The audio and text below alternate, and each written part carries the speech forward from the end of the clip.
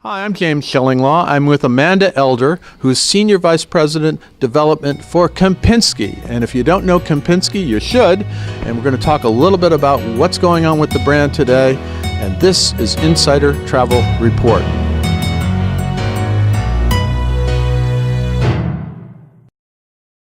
Now, Amanda, you're here in New York to talk about Kempinski, which, we all think we know.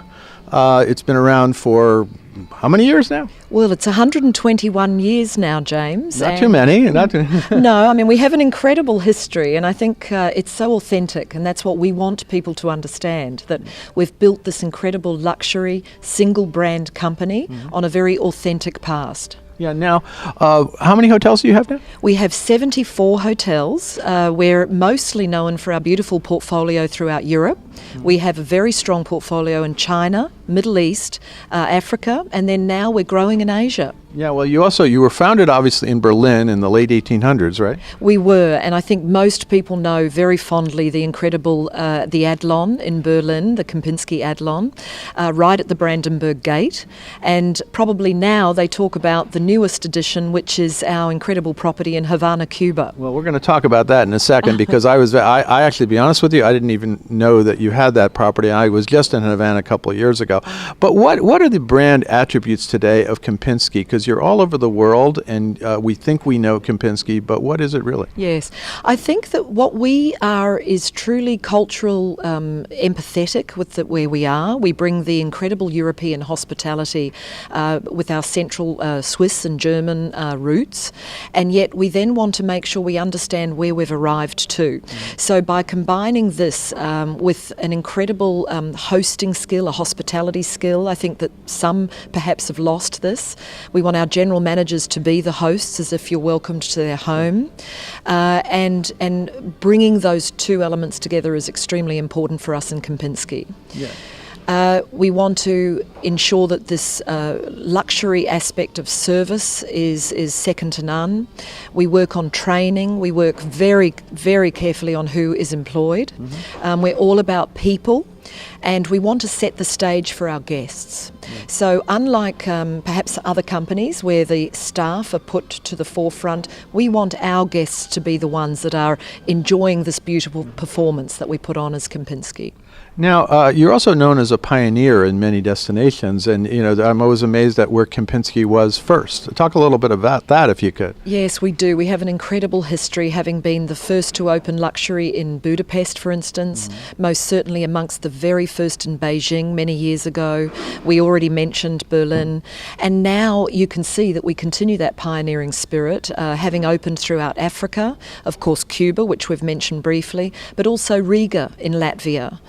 This is another magnificent property, very historical in the most central location, and not too many hotel companies are wanting to open in these unusual... I had no idea you were in Riga until you just told me. But let's talk about the recent openings, and you mentioned Havana, which let's talk a little bit about that hotel. Yes, because you just recently were there, right? I was there on the weekend. I am so passionate about this destination and about the property. It's timeless. It is so elegant.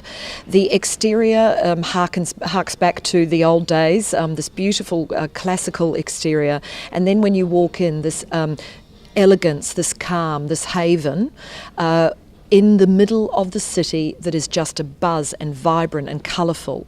And I also want to say what beautiful people the Cubans are. Yeah, I know. I've been there. They're amazing people, yes. and Havana is such a lively city. Absolutely, and they are educating themselves. They are open to new ideas. They are creative, and so we have brought the Kempinski European hospitality and blended it, I think, very beautifully with the local people, their love of looking after those that come visit them. Now, you mentioned the other new property, Riga. Talk about some of the others that have recently come online.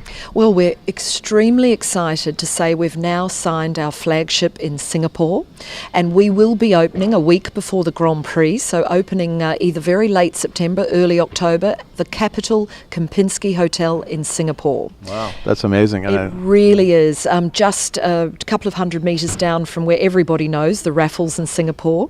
Which is closed, closed by then. You'll probably reopen before they open before they reopen. Well, we're not sure of their timing, but I think it's going to be wonderful for the city that the capital has been now re-energised. It used to be a beautiful, well, the theatre still remains, in fact, but the stories when you meet Singaporeans and they talk about having gone there on their dates, they were taken as their grandparents took them to watch movies at this Capitol Theatre, and this is where our hotel is. So again, we're creating history by working with fantastic owners to restore these buildings and then bring them back to life. Yeah, and you have other ones. I think you're opening up several hotels. You were a strength in the Middle East. In fact, I just got back and saw 2 of your Kempinskis in Jordan, but now you're opening in Dubai and elsewhere, right? Yes, right on the Palm, the most magnificent strip of beautiful white sandy beach there at the Palm in Dubai. This is the Emerald Palace. And even we hoteliers sometimes walk into these magnificent lobbies and say, oh my goodness, where have I arrived? 24-carat gold ceilings, enormous rooms, and just beautiful appointments throughout. I think this has really raised the bar of luxury, certainly on the Palm, and I think it will be talked about amongst the very top properties there in Dubai, and that's opening probably first quarter 2019. And then you have something coming up in Bali, right? We do. So it's really a bit of a time of growth for us at the moment, although it's all very carefully planned and we know exactly where we want to be. But Bali is going to be super. On Nusa Dua Beach, amongst, again, beautiful resorts, but I think we're going to stand out. We're going to be the newest property in a rather long time there. A magnificent lobby that just looks out over the whole ocean, and almost all of the beautiful suites and rooms there have their own private plunge pools. So as one does, must have. Yes, it's a must, isn't it, in the luxury space? But I think that when they open, again, this will be last quarter of this year, it's going to raise the bar a little bit on the island. Okay. Any other properties you want to highlight that are coming up? Well, I think we really love to talk about Venice. We've had it for a little while I like now. to talk about Venice too. Never mind. I know you're you love Venice yourself.